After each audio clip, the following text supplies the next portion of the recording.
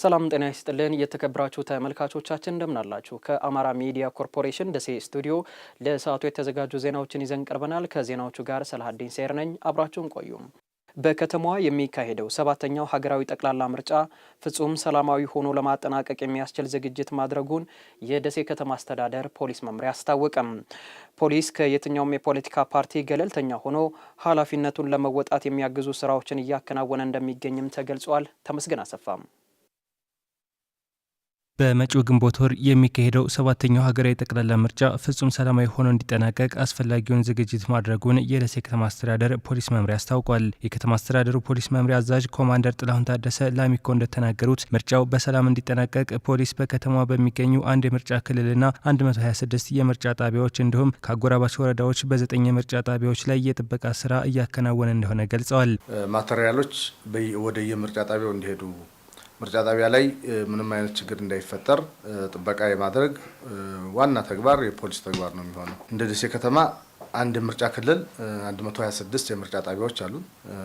ከሌላ ወረዳ ከተውለደሬ እና ከዚህ ዙሪያ አካባቢ ካሉ ወረዳዎች በእኛ ምርጫ ቆጠራ የማይደረግባቸው ግን እኛ የጸጥታ ስራቸውን እንድንሰራላቸው ወደ 9 የሚሆኑ ምርጫ ጣቢያዎች መጥተዋል። አጠቃላይ 135 የምርጫ ጣቢያ በደሴ ከተማ ፖሊስ ጥበቃ ይደረግለታል።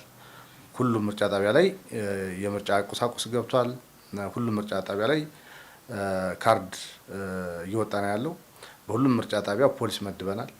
ሌትም ቀንም በፖሊስ ጥበቃ ይደረጋል። ፖሊስ ከየትኛውም የፖለቲካ ፓርቲ ውግንና ገለልተኛ ሆነው ኃላፊነቱን እንዲወጣ በሚያስችል መልኩ ስራዎችን እያከናወነ እንደሚገኝም ነው ኮማንደር ጥላሁን ያመለከቱት። ፖሊስ ከማንኛውም ፖለቲካዊ አመለካከት ነጻ መሆን መቻል አለበት። የትኛውም ፓርቲ ቢመጣ እኩል ማስተናገድ መቻል አለበት። ሁሉንም ጣቢያዎች እየዞርን ለመጎብኘት ሞክረናል።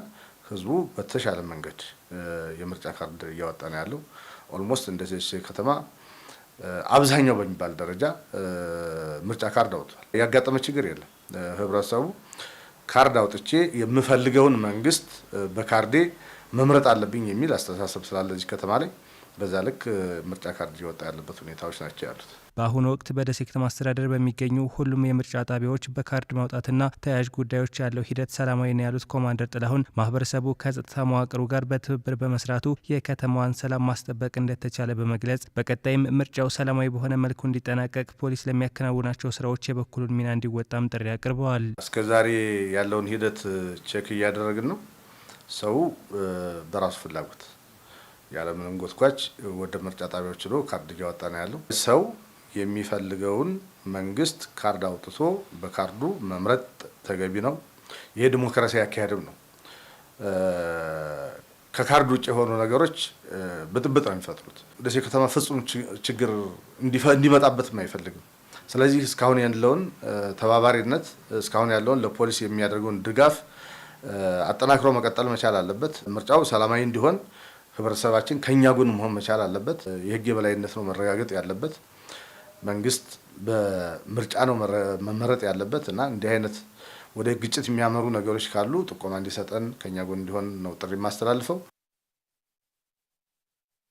በሀርቡ ኢንዱስትሪ መንደር ቦታ ወስደው ያላለሙ ባለሀብቶች በአጭር ጊዜ ግንባታ እንዲጀምሩ የደቡብ ወሎ ዞን አስተዳደር አሳሰበም። ኢንዱስትሪ መንደሩ የገጠሙትን ዘርፈ ብዙ ችግሮች ለመፍታትና ፕሮጀክቶችን ወደ ስራ ለማስገባት የሚያስችል የመስክ ምልከታና የምክክር መድረክ ተካሂዷል። መረጃውን ያደረሰን የደቡብ ወሎ ዞን መንግስት ኮሚኒኬሽን መምሪያ ነው። ፊኒክስ ሀይሎም ታቀርበዋለች።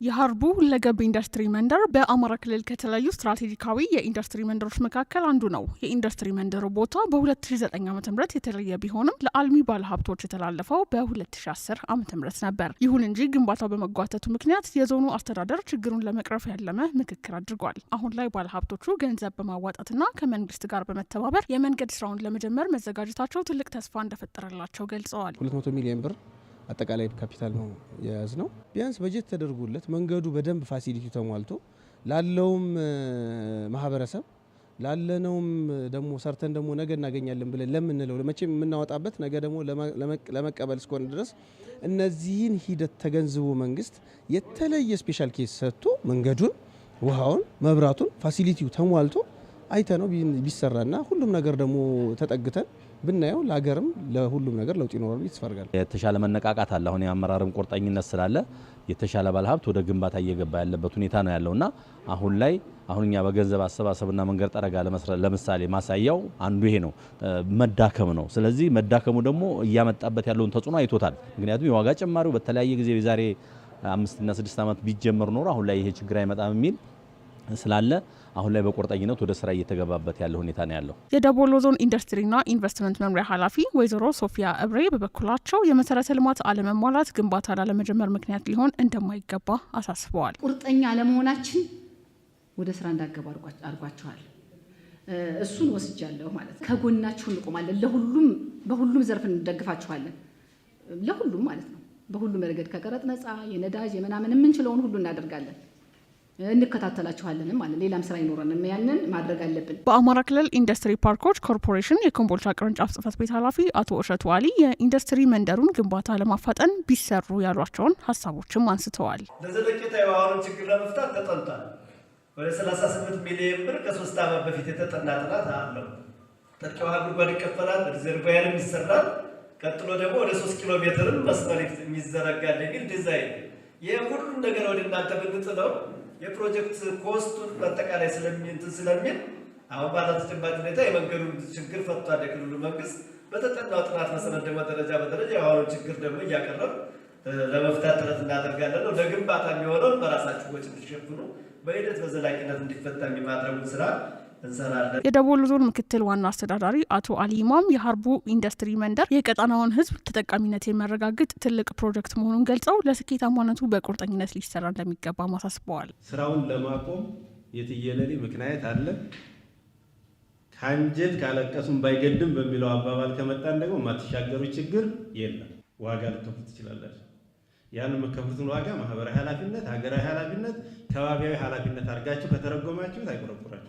ማንሳት የፈለኩት ግን በችግር ውስጥ ሆኖ ውጤት ማምጣት እንደሚችል ያሳዩን ባለሀብቶች አሉን። እርግጠኛ የምትሆኑት ግን የሰሩት ሰዎች ካልሰራችሁት ይጠቀማሉ እንጂ አልተጎዱም።